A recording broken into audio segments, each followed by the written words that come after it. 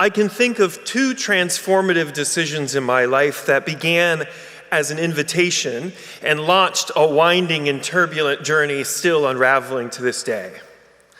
The first was the invitation to go to the First Southern Baptist Church of middle of nowhere, Florida.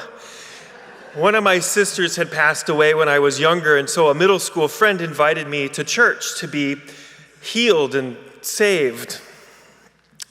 I said yes, and have been engaging with religion ever since. But as you can tell, the invitation to go to a Bible-thumping, hellfire and brimstone, creationist, anti-woman, anti-gay church has brought me here. To what you might say is the exact opposite, although it does smell and look a lot like church. I said yes to the invitation, and I took it really seriously. Unlike those other kids, I read my Bible and was always ready to ask hard questions to my youth minister. But even the youth minister couldn't answer. Why would God have to kill his son to love me? That just sounds like cosmic child abuse. I ended up studying religion in college to find answers that I wasn't getting in church. It was in these courses that I learned racial, gender, and climate justice are absolutely core to my faith. After bouncing around from evangelical megachurch to the next, I finally found a small progressive church in the arts and cultural district of the now hurricane-wiped-out St. Petersburg, Florida. Thoughts and prayers with them.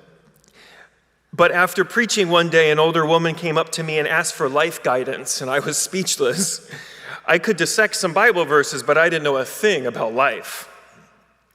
So I packed up my bags and I moved across the country to Los Angeles for seminary. If I couldn't learn life experience but by living through life, I could at least learn more at seminary. I chose Claremont School of Theology because of their focus on process theology, something that Reverend Laura preached on a few Sundays back. And they also were pioneering an interfaith education program. So after 3 years of my Christian pastoral studies, I wasn't a Christian anymore.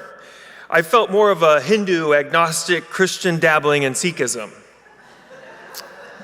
So I took a job at a progressive Baptist church nonetheless, gotta pay the bills.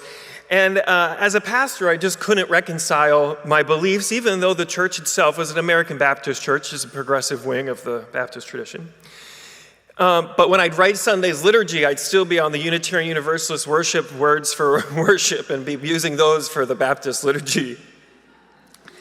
So here I am, after saying yes to an invitation to church. I'm a proud Unitarian Universalist, in love with our justice-seeking faith tradition, its long history, and how we are actively forging a new faith each day to meet the needs of our times. The second life-transforming invitation I can think of came just after the first semester of seminary. I was traveling back for Christmas to see my mom in Florida, and now I was a new person. I was the queer-affirming Christian with all sorts of other progressive inclinations, and from California, the left coast, it's taboo. A friend of mine from my evangelical days had come out as gay and wanted a friend to go to the gay bar with. And as a good, now progressive, affirming Christian friend of his, I joined him.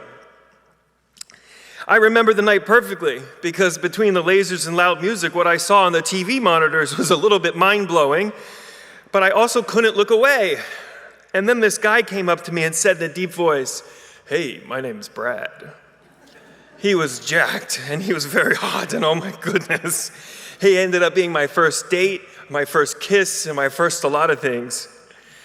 The journey of self-acceptance in a world and in a family of denial and rejection is so healing and powerful and painful and weird and wonderful, and best done with my church community.